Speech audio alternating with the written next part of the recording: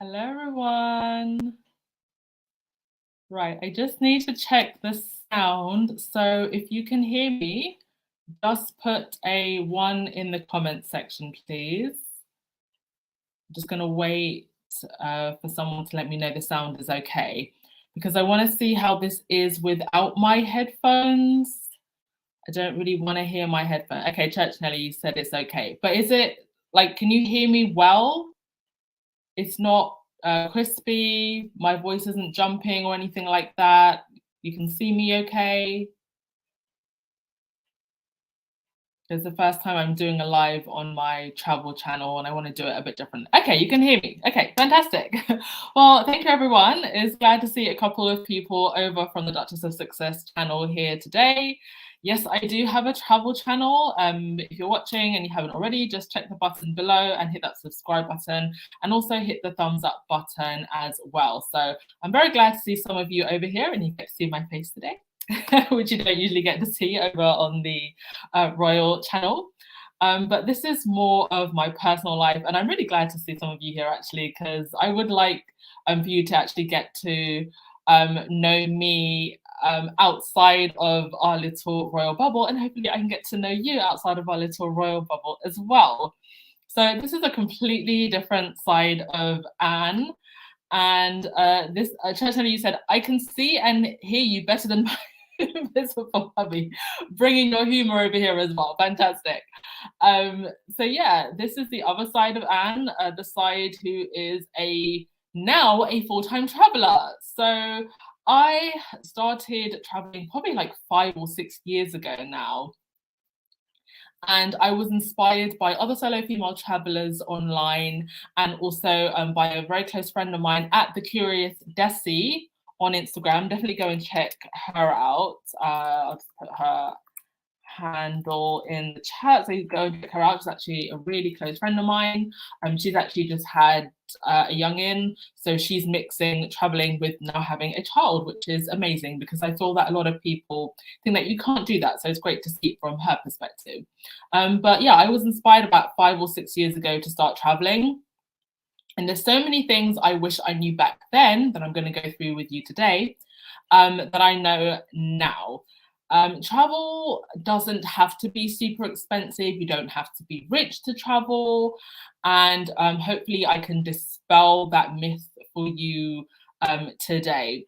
So I started traveling about 5 or 6 years ago, but at that time, I was still working full time. So I was just maximizing holiday days. Thankfully, in the UK, we do get holiday days, plus also things like bank holidays and national holidays. So I just made sure to maximize my holiday time. And now I am now a full-time traveling nomad. I'm a content writer, and I also have my royal page as well, and that gives me a little bit of extra money, but how I mostly earn my income is by being a content writer and also a published author. I publish books as well. So that allows me to be a full-time traveler now, and I'm just basically slow traveling to different countries. I was in Portugal, Lisbon for 3 months from the beginning of the year, and I am now in Tbilisi, Georgia. So I'll be here for about 3 months. So I know a thing or two about travel and traveling for cheap, especially if you are on a budget. So that's what I'm going to go through today. Church Nelly, you said, if I ever started traveling, I may not return home. Yes, well, I don't think I'm ever going to return to the UK full time. I think I will visit friends and family, but I'm basically now an expat / tourist. I think there's a bit of a grey area when it comes to digital nomadism that still hasn't quite been figured out. So that's what today's topic is going to be: how to save money on travel and ways to travel the world for free. Now, one thing I have to say about traveling for free is that sometimes there are some of the free ways to travel aren't always the most convenient or comfortable, but I think it depends on where you are in your life. But you'll get to see what I mean by that as we go through the slides. So, first way to save money on travel, pack light. Now, budget airlines will usually give you a bare minimum allowance, and that will usually be one small carry-on and one small backpack. In more recent years, I have noticed that some budget airlines like Ryanair, which is our big budget carrier here in Europe, they've gotten very, very stingy. So they now, I think, even charge you a small amount for the small carry-on. For these slightly bigger airlines that fly internationally, you may be allowed one checked-in baggage. But if you want any extra checked-in baggage, you will have to pay for that. So for example, when I was coming over from Lisbon to Tbilisi, I had to pay an extra $45 for my extra bag. I'm at the point in my life, because I'm working and traveling and I'm a content creator, I can't really pack light, but certainly, if you're not, working and you can just afford to, be a little bit more minimalist, take as little with you as possible, because luggage is going to cost you more. And even I am learning that there are certain things that I don't necessarily need to carry. And actually, when I was coming over, I offloaded a whole cabin case. So number one is pack light. Right. If you have any questions, I will take them also. So feel free to add questions to the chat. Okay. Chachali, how do you handle insane airline passengers? A lot of heavy breathing, and yeah, you do get those. I've seen some people who flying and being at the airport really stresses them out, but just let the airline staff handle that business. And if you have a complaint, make it to the airline staff. Try not to get into confrontations with people yourself. Yeah, save yourself the aggro of confrontation. Right, number two, one of my favorite ways to save money on travel is to stay in hostels. Now, a lot of people seem to think that hostels are the stuff of nightmares. Oh my God, I'm sharing a room with other human beings. I promise you that it's not that. And one of my biggest regrets in my earlier travels is not staying in hostels, because of all of the negative preconceived notions that I had about staying in hostels. So, people's tastes and style of travel has changed over the years, and so has the travel industry. And now you actually get hostels like the one that you can see on my screen. They're more commonly referred to actually as posh-stals. So they're hostels, but a little bit more posh. But in overall, you can find some really, really nice hostels, ones that have double beds, like the one that you can see on the screen now, ones that have curtains, or even ones where you can actually like shut a little door. You can also find, there's actually a very small amount, but there are female-only hostels. So the whole hostel is female-only, but most hostels, the overwhelming majority of them, will have female-only dorm rooms, right? So I do recommend getting a female-only dorm room and making sure that you get a dorm that has no more than, I would say, 8 people, so that you don't feel too overcrowded. Now, if you're traveling around Southeast Asia, for example, it's actually quite common to find dorm rooms that go all the way up to like 21 people. 21 people in a dorm room. I have never stayed in one of those before, but they do exist. And the more people in the dorm room, as you can imagine, the cheaper the price is. So in some places in Southeast Asia, for example, or South America, you can actually find a dorm room for like $3-4 a night. And especially if you are traveling long term, that is a lot of money that you are saving on your accommodation. And also do remember that your accommodation is, really just a place for you to lie your head down.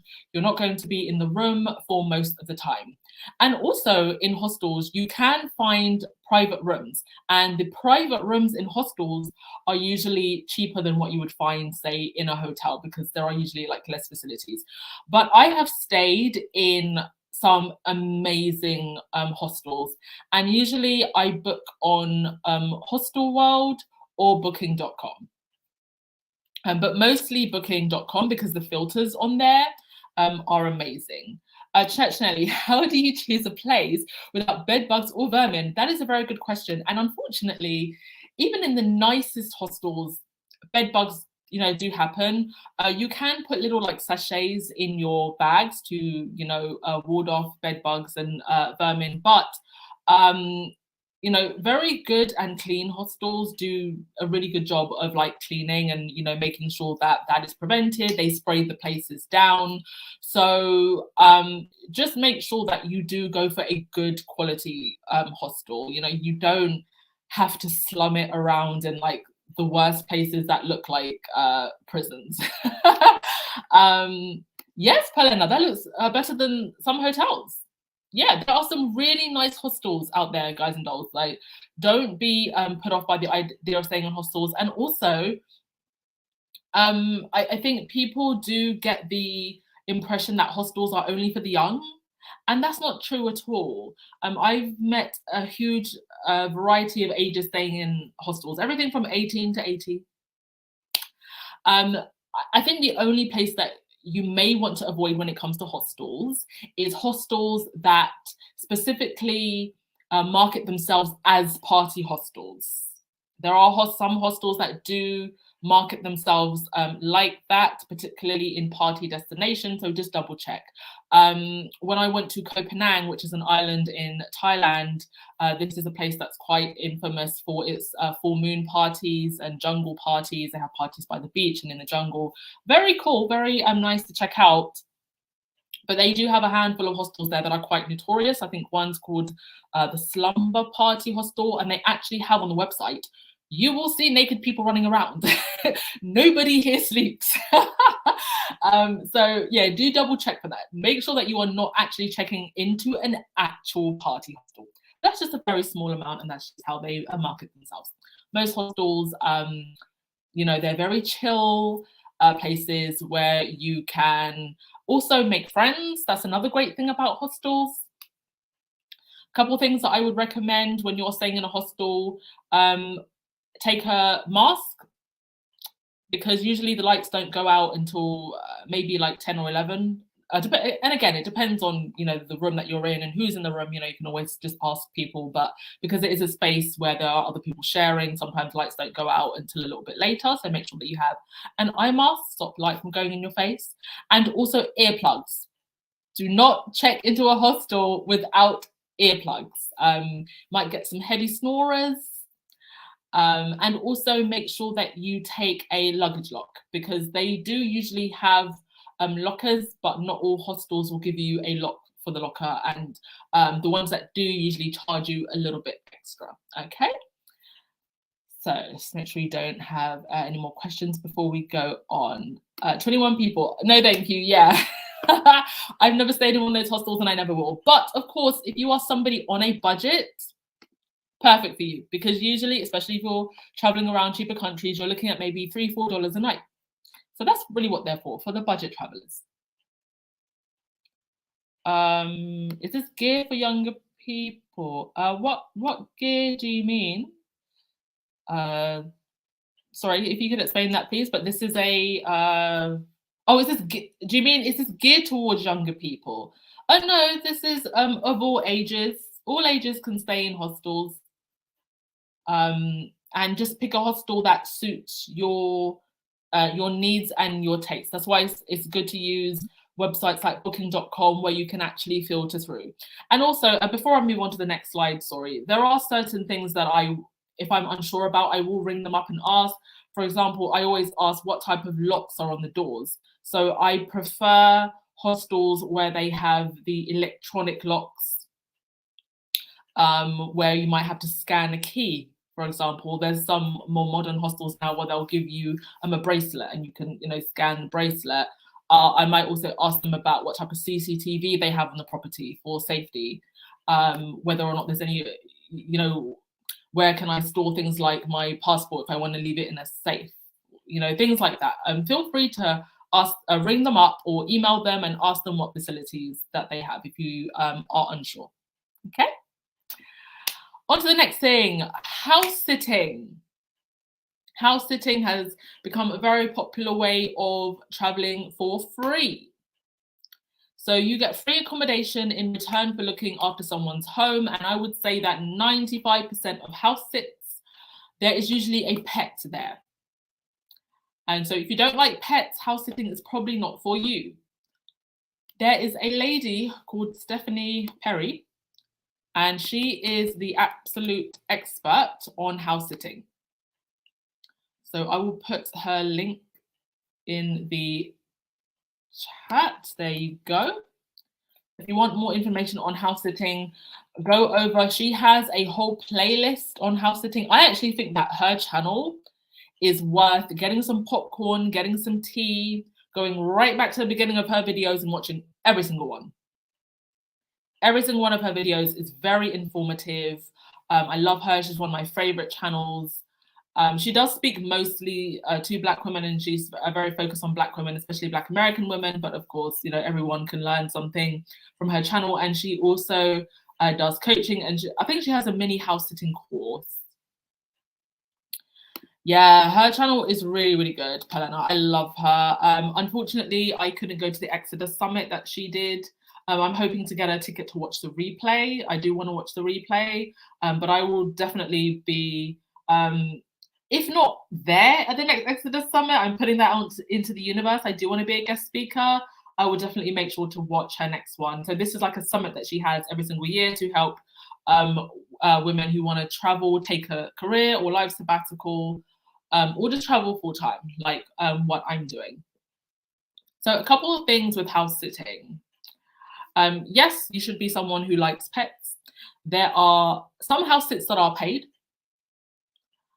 Also, it can be quite limiting in terms of the dates that you get to house sit and where you get to house sit, and competition, especially for the nicer house sits, is quite high. So that's something to bear in mind when you are looking to house sitting. And the two most popular websites are Trusted House Sitters and Mind My House. I can't give a personal review on this because I haven't done it, but watching, you know, Stephanie and other women who have done it, they speak very highly of it. And you do have to pay a small fee. I think it's a yearly fee to join these websites. And as soon as you get your first review, things usually start to come in a lot better, and you tend to get nicer houses over time. It's just getting that first 5-star review that's the difficult part. But once you got that, from what I've seen, it's plain sailing. So I do wish to do some house sitting, maybe starting from next year, especially because I'm going to be looking at going to, more to South America. So yeah, house sitting, great way to travel for free, or in some cases actually get paid a small amount. Church Nelly, no, do not give the pets moonshine. There's actually a girl that I'm following on Instagram right now, and she's doing a house sit. She has to look after, are you ready for this? 5 turtles, 3 or 4 dogs, pigeons and chickens. Wild. But she gets to live in that house for free, and she's in Mexico at the moment. Okay, so that is house sitting. The next thing is apply for scholarships, grants, and enter competitions. A lot of people don't do this because they think that they just won't win. But you don't know if you don't enter. So especially for those of you who are going into your studies, or you want to go into higher studies, scholarships and grants, and also cultural exchanges. There are so many countries that do cultural exchanges. I did not know this, but you can literally just apply and you get to spend 2 weeks in that country. Not even a scholarship, not even a grant, not even study, just cultural exchanges. I had no idea that these opportunities exist. There is a young Gen Z millennial traveler, but also these opportunities are for people of all ages, but she is Gen Z herself, called Pax Light, Gabby from Pax Light. Go and check out her opportunities board. I'm going to post the link now. And this is one of the best places where you can find all of the most amazing opportunities. And you can also filter these by opportunity type. So whether you want a scholarship, grant, master's, competition, cultural exchange, I think she's even got remote jobs up there as well. I look at her website at least 2-3 times a week, some amazing competitions. And you just don't know that you're going to get them unless you enter people. Opportunities are there, go and take them, okay? So yeah, that's that. Applying for scholarships, grants, and opportunities. Great way to travel for free, and also have the right to be in a country for an extended period of time, especially if you're studying. Yes, study abroad. If you are going into higher education now, there are some countries, for example, Germany. I didn't know that you can study for free at their universities. And if you are going into higher studies, ask your place of education, do they have exchange programs? You know, make use of these things while you have them. One of my biggest regrets as a youngin was not studying abroad.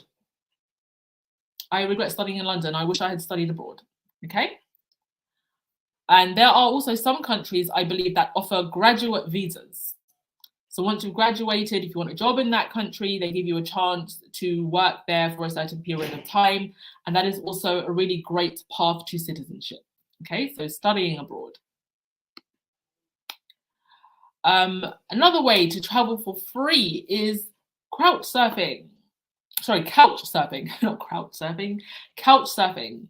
So this Couchsurfing.com has become the go-to place for travelers looking for a place to crash for no cost.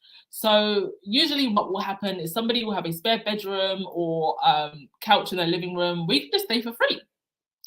The trade-off is that this is usually a cultural exchange. So you can't just, you know, show up to someone's house and that's it.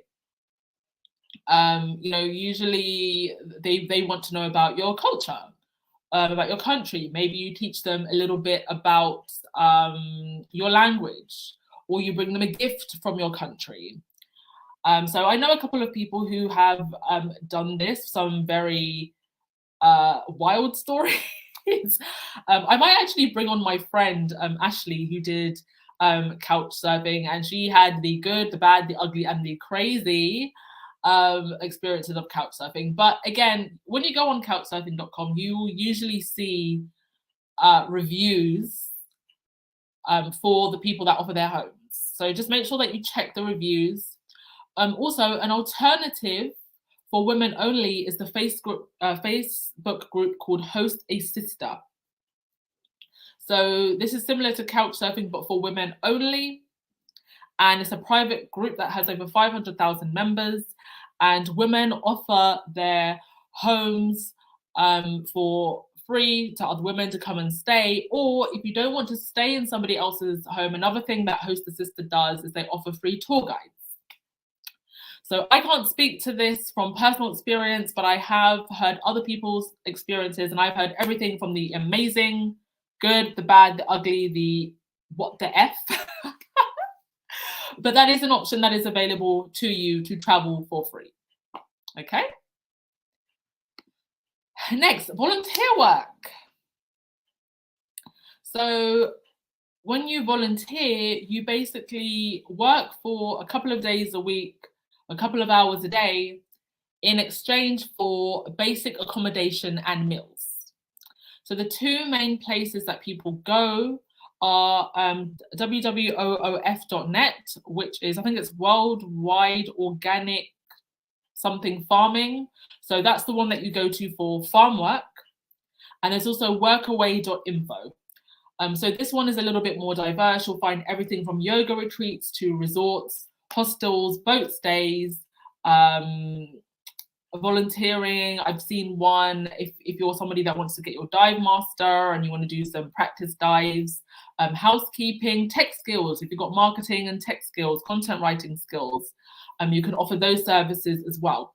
So there's a range of different things that you can pick from on Workaway, a lot more diverse from Woofing, which is just farm work. I've never done Workaway, but when I was in Cambodia, I went to Cambodia at the beginning of 2020. There was actually a yoga studio there that did Workaway. And so I actually went there myself because I wanted to see it in person. And definitely, if I ever went back to Siem Reap for an extended period of time, I would definitely do their Workaway. But don't show up to places asking to volunteer. Do it through the Workaway website, and you will also see reviews from other people that have done Workaways before. So check the reviews, check what people have to say about the place, and also make sure, similarly with house sitting, actually, I forgot to mention this, whether you're doing house sitting or Workaway or any of these type of cultural exchanges, just always make sure that you communicate clearly what the expectations are, so that you don't get any surprises. You're not ending up, working for extra hours or extra days. And if people do try to take the cheek and try to get you to do extra work, don't take that. You are still there to enjoy yourself. Okay. And this is also a very good way of extending your travel by weeks, if not months, to stay on the road for longer. If your aim, there are some backpackers whose aim is literally just to stay on the road for as long as possible. They really have no end goal. I know one girl who went to Colombia and she did a farm work stay for 3 months. So she was working on the farm for 3 days a week, a couple of hours a day. And so she didn't pay for accommodation or meals for 3 months. And all of the rest of the days are yours to explore how you wish. So it really depends on what your travel goals are. If you wish to just extend your stay for a long time, this is a really good way to do it. Another way that you can volunteer is through certain organizations like the Peace Corps, but just always ensure when you're volunteering for organizations like this, that you double check, what their reputation is, and even oh, sorry, folks. Got a little bit of noise. Hang on a sec.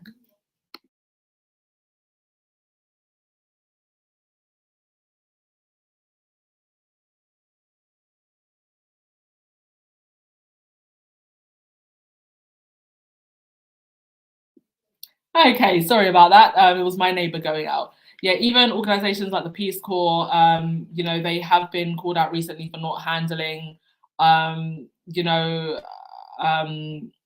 sorry, I'm losing my words now.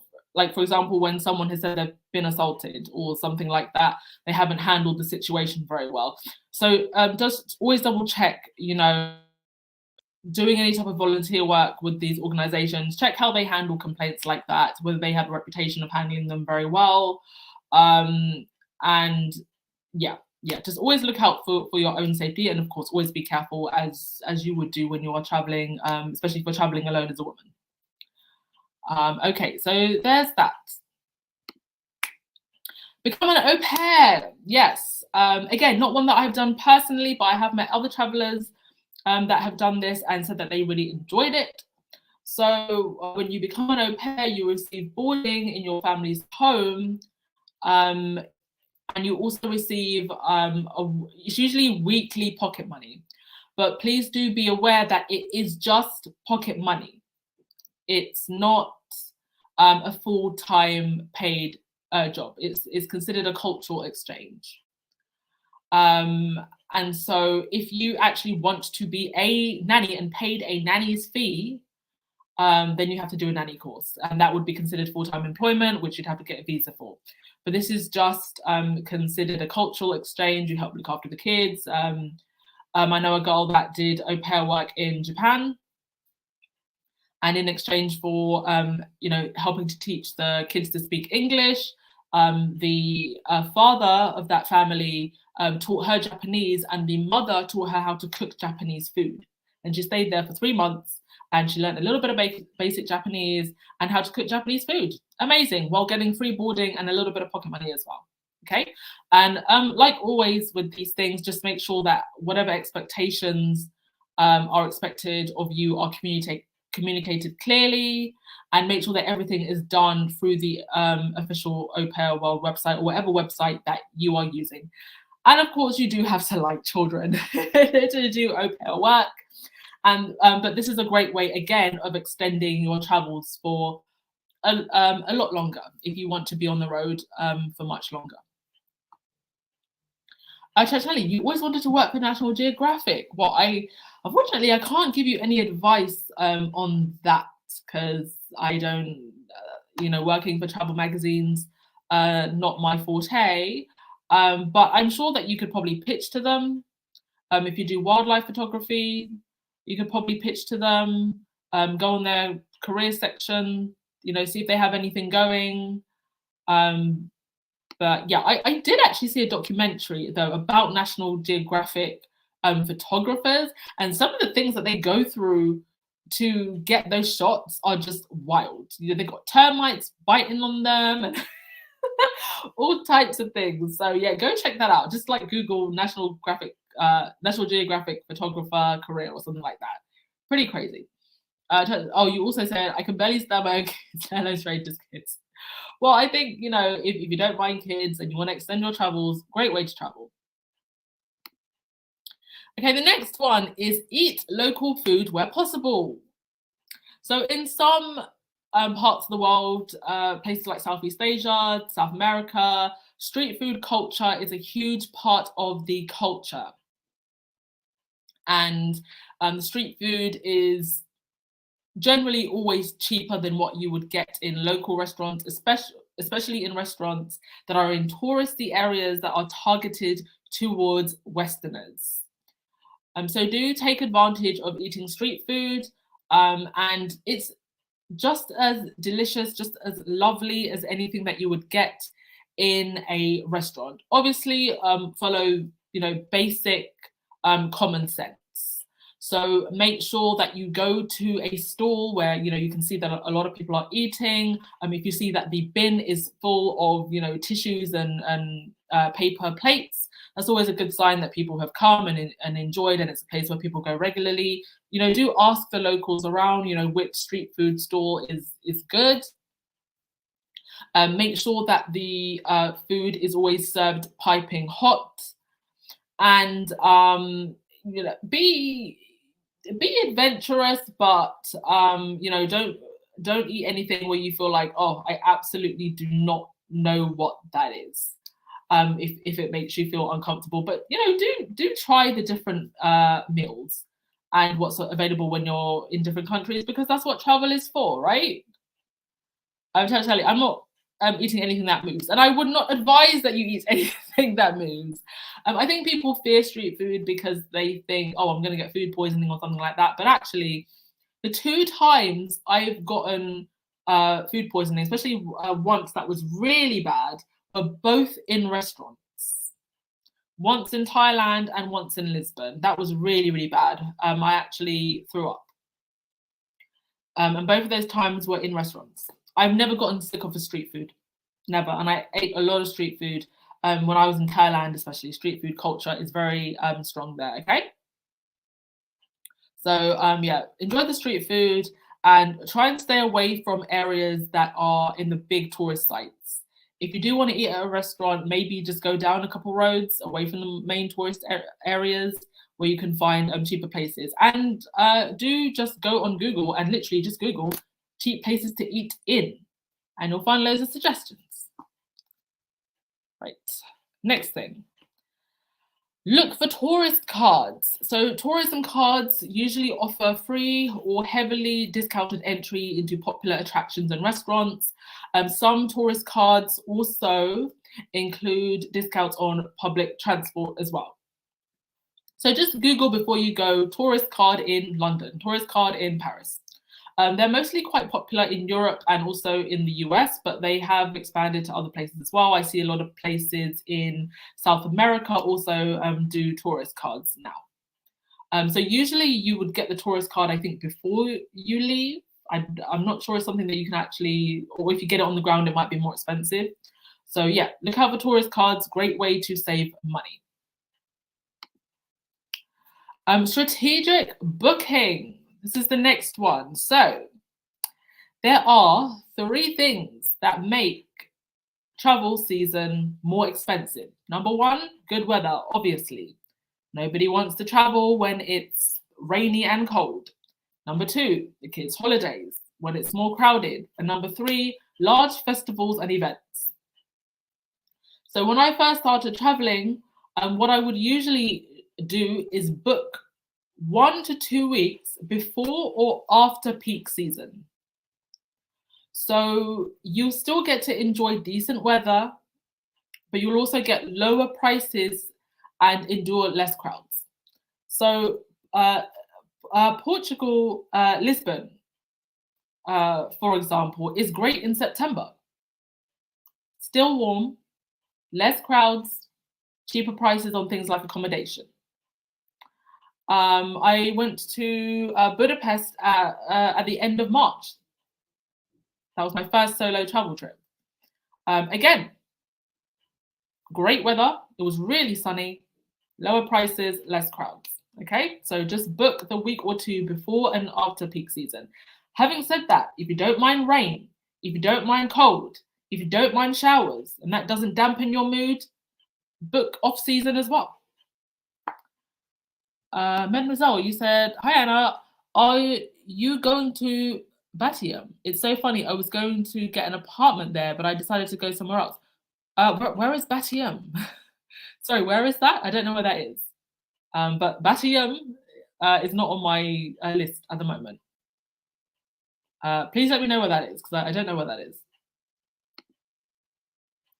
Next, do free activities. So one of the first things I do when I am planning a trip is I will literally Google, for example, free things to do in Lisbon.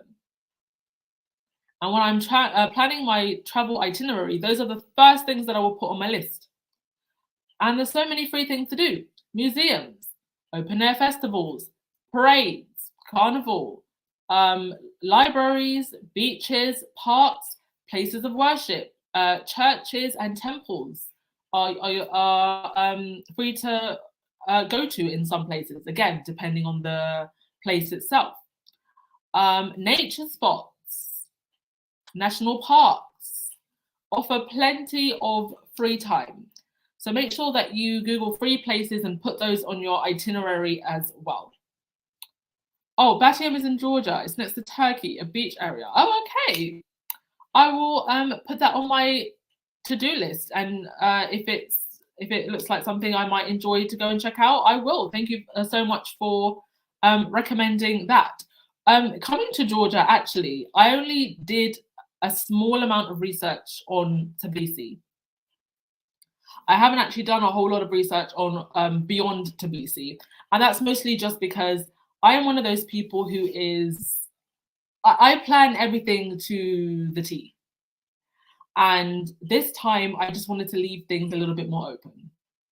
But thank you so much for mentioning that, and I will check it out. Next thing, settle for seconds. So every destination usually has a smaller city, town, island, and sometimes, not all the time, but sometimes these tend to be cheaper to visit and offer even more unique experiences than the most popular tourist hotspots. And they also tend to be less crowded. So a lot of people, they go to Greece to visit the Greek islands. And number one place that people usually go, Santorini. There's so many other little islands around Santorini, places like Paros, for example, that are just as nice, less crowded and cheaper. Porto, and Faro, there are other smaller towns and cities away from Lisbon, which is the central place where people tend to go to when they go to Portugal. But there are other places that are just as nice and offer unique experiences. So sometimes it is good to settle for seconds. Using coupons in the sales when you are booking anything. Make sure that you look for a discount. I wasted so much money by not doing this. And this is especially when you are buying travel equipment, right?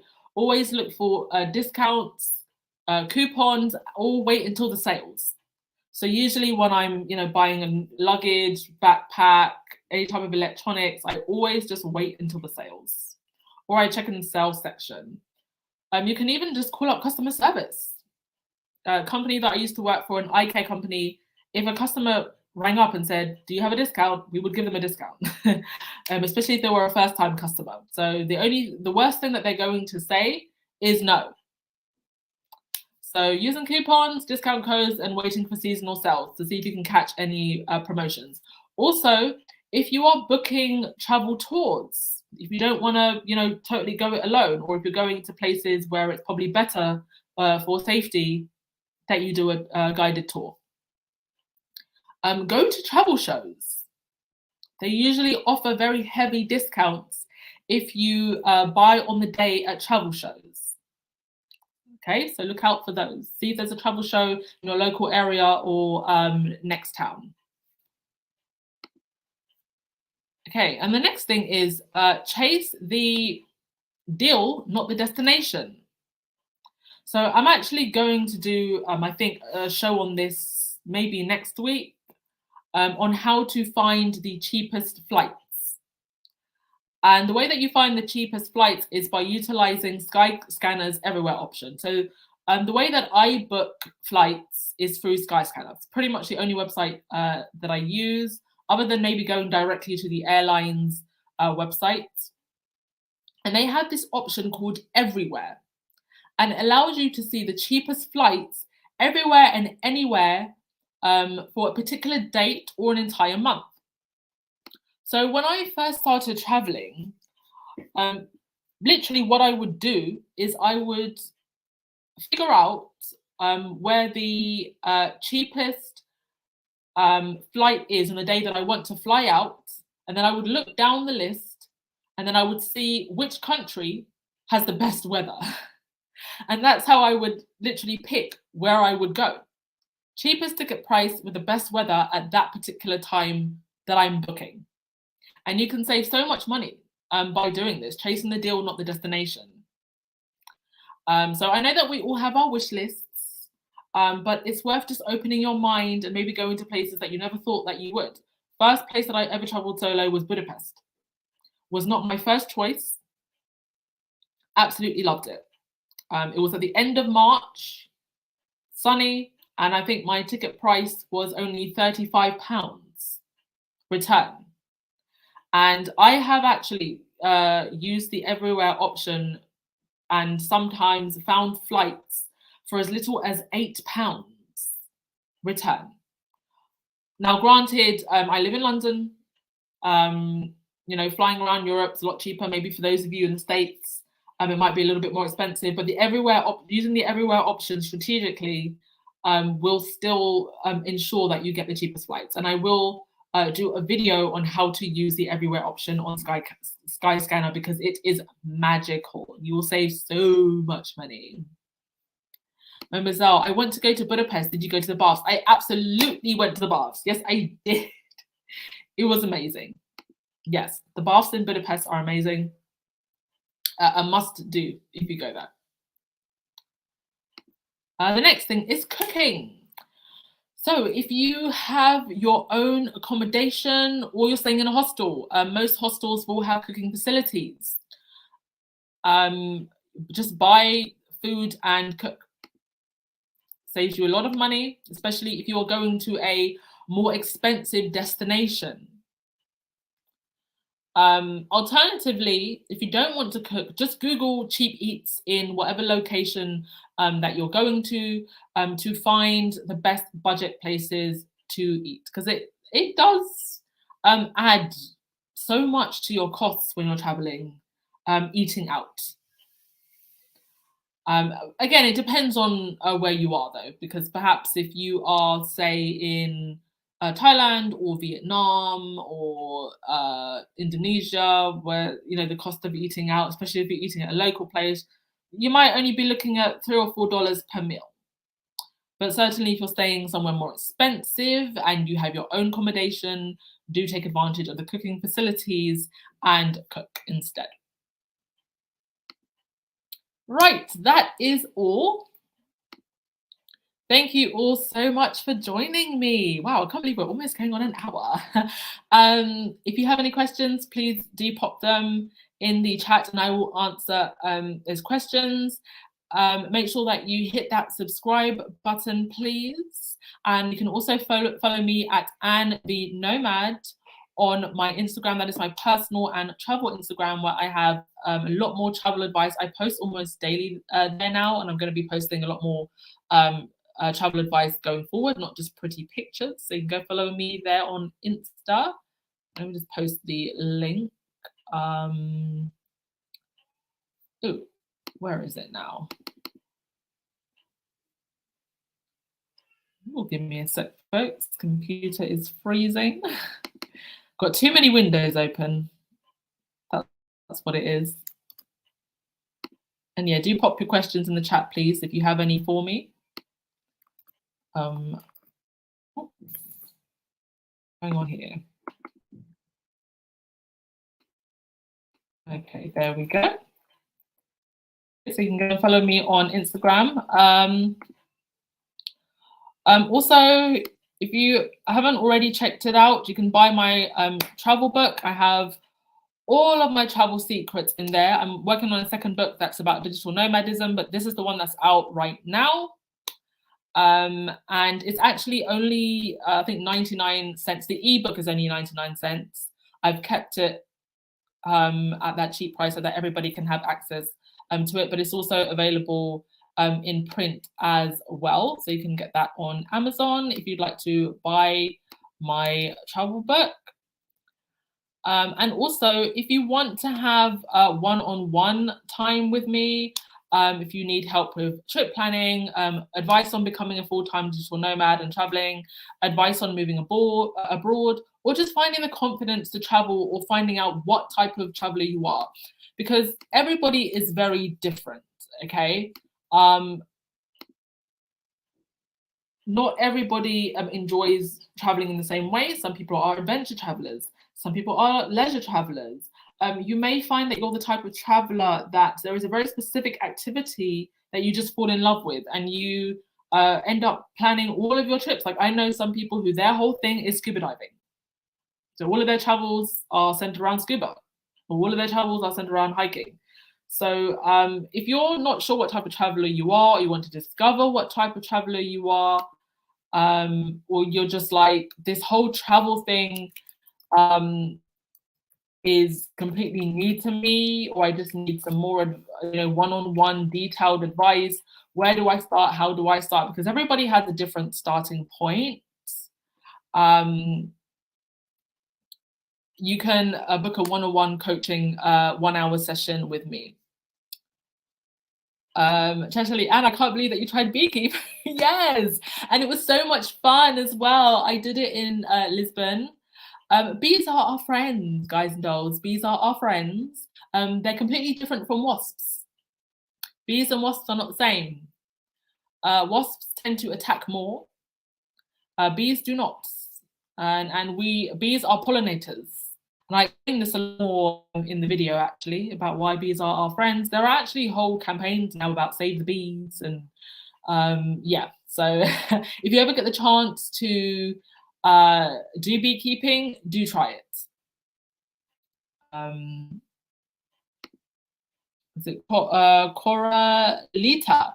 Great advice. I'm planning to travel in summer, not really a traveler. Oh, nice, nice.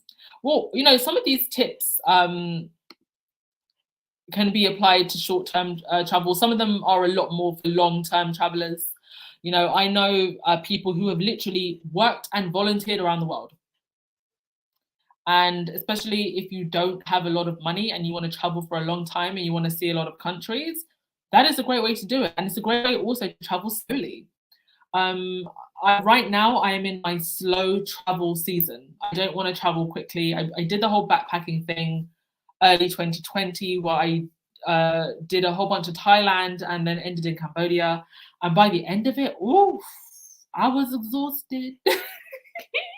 Your girl was exhausted. I slept like a baby on that flight back to the UK. And so, yeah, it really depends on what type of traveler you are, which one of those tips will apply to you. But enjoy your summer holiday. Tony, you said, Anne, you mentioned something on remote working.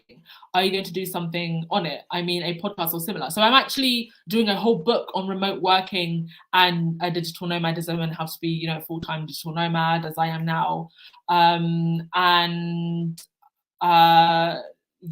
You can always, you know, do some one-on-one coaching with me if you want to try and figure out what would be best for you. A lot of people, they think they have to learn a new skill or, you know, do 360-degree flips to become a digital nomad. All you need is a remote job that pays you remotely. That's it. And a lot of you might actually be in jobs that allow you to do that, especially in a post-COVID world. A lot more companies are open to remote working. So, you know, do ask your company, is the option for remote working there? You could always just turn your turn your current job to a remote job. There are also several skills that you can actually learn within a year or less. Coding, you can learn in a year or less. Photoshop, content writing, digital marketing. You can teach English online. Do you know what? I think I will do that next week. Next week, we are going to have a workshop on different career paths that you can learn within a year if you want to work remotely. I think that would be a good one to do. But yeah, I'm going to be doing more content on remote working, writing my book, and of course, you can do one-on-one coaching with me if you want more personalized details. You, my dear, are very adventurous. I am. I just think life is for living. And I speak especially to Black women, and I'm going to do a couple more videos that I think that speak more specifically to you, because I think that we especially have a fear of traveling. I think a lot of it does come down to fear of being discriminated against, fear of the unknown. Let me tell you, most of the places that I have traveled to, people are very friendly, very welcoming. And I find it weird, actually, that a lot of people do fear racism when they travel. Because especially if you're an American, the guy down the road probably has a Confederate flag, like, hanging outside his window. Or like you know, a Trump bumper sticker on the back of his car. So the idea that somehow is worse out there than what you even put up with at home. No, people are there. They're begging for your tourist dollars, and they are mostly very welcoming around the world. I think I've actually mentioned this on my other podcast when somebody asked me, the worst racism that I've experienced traveling was from other Western tourists. Wasn't from locals. Are there some places in the world where you may be a little bit more discriminated against? Yes, there are. But unfortunately, racism and bigotry is everywhere. It's not the majority. The majority are very kind and welcoming, okay? So don't let that be, you know, a reason to put you off. And also another thing that I often hear is safety. And I think I'm going to do a whole podcast on safety as well.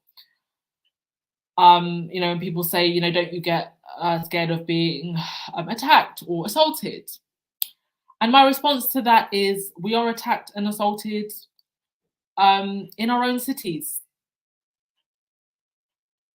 in our universities, in our places of work, unfortunately, even in our own homes. Safety as a woman is just something that is, from east to west, a thing that we have to account for. That doesn't necessarily change just because you get on a plane and you go somewhere else. Do you have to be more careful and more mindful? Of course. But again, don't let that put you off traveling, because unfortunately, this is something that we deal with as women all over the world. Okay, so don't let that scare you off from traveling. Granted, there are some places, of course, that you have to be even extra careful, and that I would maybe even recommend that you do book a guided tour. But fear of our safety is something that we account for all the time. And again, there are also some places that are even more safer for you to travel, right? So there you go. Yeah, mademoiselle, there are some places in the world where quality of life, safety, and all of that is even better. World traveler, it's in your name. Fear of travel alone, not me.